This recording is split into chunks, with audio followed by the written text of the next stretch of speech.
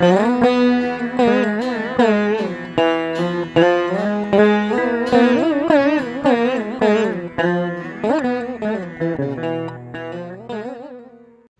ஸ்ரீ ஏழுமலையானே போற்றி போற்றி. கருணை மிகுந்த இறை சக்தியினை உணர்ந்து ஏற்றிட மானுடர்கள் பதமுற வேண்டும். தெய்வங்களின் ஒளிப்பாலங்களை பற்றிட வேண்டும் எனில் மனிதர்கள் கடும் தவம் இயற்ற வேண்டும். அன்றி அகத்தியரை போன்ற சத்குருமார்களின் துணை வேண்டும்.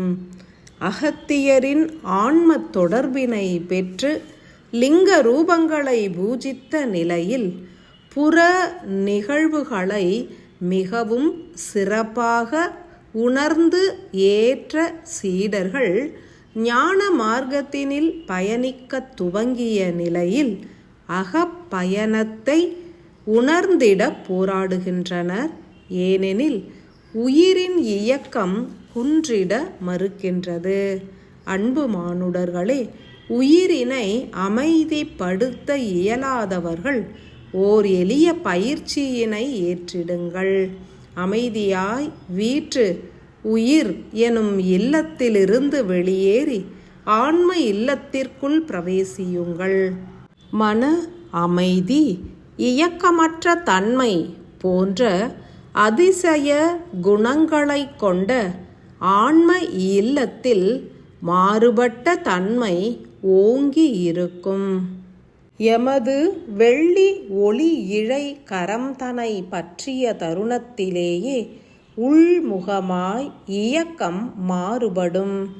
ஆன்ம ஒளியானது ஈர்ப்பு விசையினை அதிகமாக்கும். தனித்த மகத்துவமான இறை சக்திகள் பெருகும். வெள்ளி ஒளி சக்தி ஒரு மானுட ஆன்மாவினில் அதிகரித்தால் அவை உயிர்களிடம் அன்பு எனும் அற்புத சக்தியாக மலரும். ஆன்மாவினின்று வெளிப்படும் வெள்ளி ஒளி கற்றைகளில் உயிரின் வெப்ப சக்தியை தணிக்கும் ஆற்றல் உண்டு. உயிரின் இயக்கம் குன்ற வேண்டும், ஆசைகளும் பற்றுகளும் குன்ற வேண்டும் எனில் வெள்ளி ஒளி சக்தியினை பெருக்க வேண்டும். ஒவ்வொரு மனிதரும் வெள்ளி கிரகத்தோடு தொடர்பு இழையினை பெற்றிருப்பர் எனில் வெள்ளி கோளினை எண்ணி ஆழமாய் பூஜித்தும் அதீத சக்தியினை பெற்றிடலாம். வெள்ளி எனப்படும் ஒரு வகை ஒளி சக்தியினை உணர்ந்து உணர்வுகளால் ஒன்று கலந்து நின்றிட அவ்வாற்றல்கள் உயிரினில் கலந்து அன்பினை வெளிப்படுத்தும். உடல் உறுப்புகளில் கலந்து சீரான இயக்கத்தை உருவாக்கும். மனிதர்கள் தனது உணர்வின் நிலை கொண்டு வெள்ளி சக்தியினை ஈர்க்க வேண்டும் எனில் முதலில் புறச் செய்கைகளாக வசிக்கும் இல்லத்தை அன்பாய் தூய்மையுறுத்த வேண்டும். இறைவனை அன்பாய் மலர்களால் அலங்கரித்து தீபங்களை பொருத்தி பூஜிக்க வேண்டும். இச்செயல்கள் யாவும் அன்பினை ஈர்க்கும் செயல்களாகும்.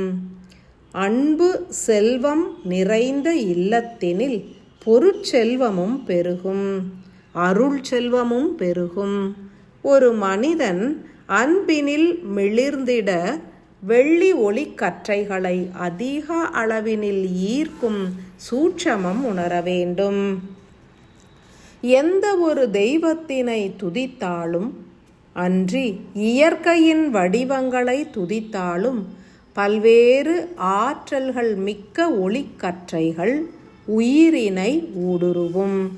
எனினும் எந்த ஒரு தன்மையினை உயிரின் மூலம் வெளிப்படுத்துகின்றனரோ அத்தன்மையினை உடைய ஒளி சக்தியே அதிகமாய் ஈர்க்கப்படும்.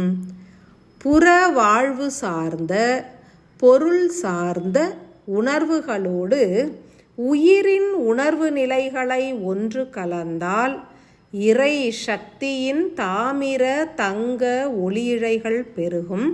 மாறாக அகவாழ்வின் மூல மைய ஆற்றலான அன்பு எனும் நிலையினை உணர்வுகளால் உருவாக்கி உயிரின் உணர்வுகளோடு உட்கலந்தால் வெள்ளி இழைகளும் பாதரச இழைகளும் உயிரினில் அபரிமிதமாய் கலப்புறும். அன்பு பெருக வேண்டும், ஞானம் பெருக வேண்டும் என்றே பிரார்த்தனை புரிவோர் முதலில் தங்களது உயிரின் இயக்கத்தின் மூலம் சூழ்கின்ற உயிர்களிடத்தில் அன்பை பொழிய வேண்டும், ஞானம் செறிந்த செயல்களை வெளிப்படுத்த வேண்டும். பொருள் செல்வம் வேண்டுவோர் அதனை தானமாக அருளிடவும் அறிதல் வேண்டும். தேவையுற்றோருக்கு இயன்ற உதவிகள் புரிவதன் மூலமே உயிரின் தன்மை வலுப்பெறும். அதன் மூலமே ஆன்மாவின் அதீத ஒளி சக்தியினையும் ஈர்த்து பெற இயலும். நீங்கள் புறத்தினில் ஆற்றுகின்ற ஒவ்வொரு செயல்களுமே அதற்கே உரித்தான ஒளி சக்தியினை அகமாகிய ஆன்மாவிடம் இருந்து ஈர்த்து பெறும். எனில் புறச்செயல்களை தேவை உணர்ந்து சீரமையுங்கள். இறைவனிடம் எதனை தானமாக பெற விரும்புகின்றீர்களோ அவற்றை எவ்விதம் இறைவனுக்கு உணர்த்துவது? எண்ணம், சொல், செயல் ஆகிய 3 நிலைகளிலும் ஒருமித்த வண்ணம் வெளிப்படுத்த வேண்டும்.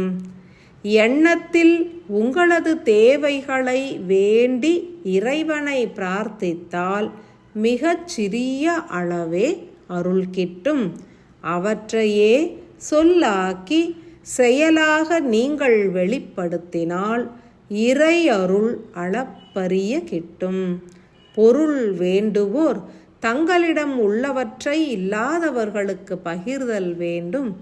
அதுவே செயல்முறை வெளிப்பாடாகும். உங்களது தேவைகளை இறை சக்தி பூர்த்தியுறச் செய்துவிடும்.